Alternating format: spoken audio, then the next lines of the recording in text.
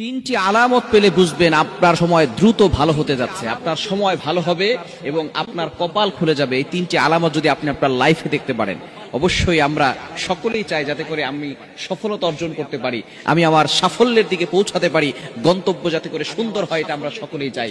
তবে অবশ্যই এই তিনটি আলামত যদি আপনার ভিতরে পাওয়া যায় তাহলে মনে করবেন যে আপনি সাফল্যের দিকে এগোচ্ছেন। এক নাম্বার হচ্ছে, যদি রাতের বেলা শেষ রাতে আপনার চোখ খুলে যায়, আপনার ঘুম ভেঙে যায়, এই সময়টা হচ্ছে সবচেয়ে গুরুত্বপূর্ণ সময়। এই সময় যদি আপনার চোখ খুলে যায়, বুঝবেন আল্লাহ তাআলা আপনার চোখটাকে খুলে দিয়েছে যাতে করে আপনি আল্লাহর কাছে কিছু চাইতে পারেন। কারণ রাতের শেষ অংশে যারা নামাজ পড়ে, তাহাজ্জুদের সালাত পড়ে, তারাই সবচেয়ে বড় সফলতা অর্জন করতে পারে। রাতের সালাত ছাড়া কখনো কোনো মুসলিম সফলতা অর্জন করতে পারে না। হ্যাঁ, বেঈমান যারা আছে তাদের তো ঈমানই নাই, তারা কখনো সফল হতেই পারবে না। আর যারা বড় বড় মুসলিম আছে, যারা সফলতা অর্জন করেছে, দেখবেন ম্যাক্সিমাম মানুষই কিন্তু তারা রাতের সালাত আদায় করে, এই জন্য তারা সফলতা অর্জন করেছে। এখন আমরা সফলতা বলতে কি বুঝি? যাদের টাকা পয়সা আছে, অনেকে দেখবেন কোটি কোটি টাকার মালিক কিন্তু নামাজ পড়ে না। আল্লাহর কসম করে বলি, টাকার মালিক দিয়ে কিন্তু টাকার মালিক হলে, কোটি কোটি টাকার সম্পদ থাকলেই তার অন্তরে শান্তি পেতে পারে না। টাকা দিয়ে কখনো সুখ কেনা যায় না, টাকা দিয়ে কখনো শান্তি কেনা যায় না।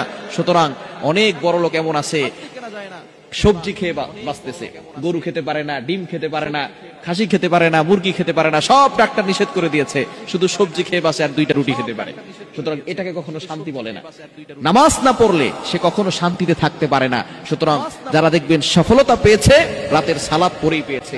সুতরাং আপনি যদি দেখেন রাতের শেষ অংশে আপনার চোখ খুলে যাচ্ছে, আপনার ঘুম ভেঙে যাচ্ছে, মনে করবেন যে আল্লাহ আপনাকে সাফল্যের দিকে পৌঁছাবেন।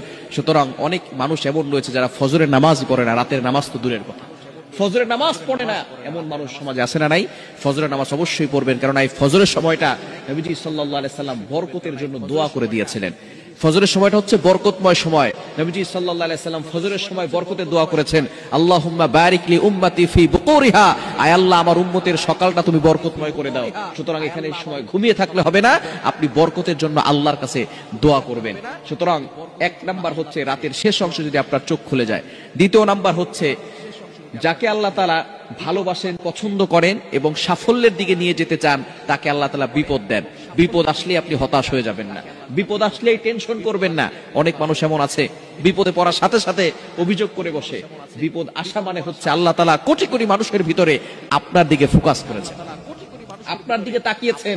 আল্লাহ তাআলা বিপদ দিয়ে আপনাকে পরীক্ষা করছেন যে বান্দা বিপদে পড়লে আমি আল্লাহকে ভুলে যাই কিনা, বিপদে পড়লে আমি আল্লাহকে স্মরণ করে কিনা, বিপদে পড়লে আমি আল্লাহর প্রতি বিশ্বাস, আমি আল্লাহর প্রতি ভালোবাসা, আমি আল্লাহর প্রতি ভরসা, এগুলো রাখে কিনা, এটাই আল্লাহ তাআলা দেখতে চান। সুতরাং আল্লাহ তাআলা বিভিন্ন ভাবে বান্দাকে পরীক্ষা করবেন।